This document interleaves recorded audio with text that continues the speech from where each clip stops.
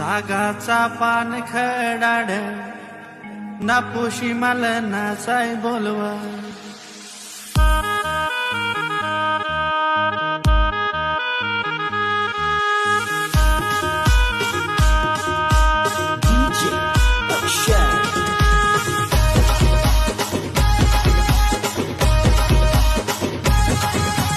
खाटी खाटी कोसमा खायाला चलपोशे पाणी पडत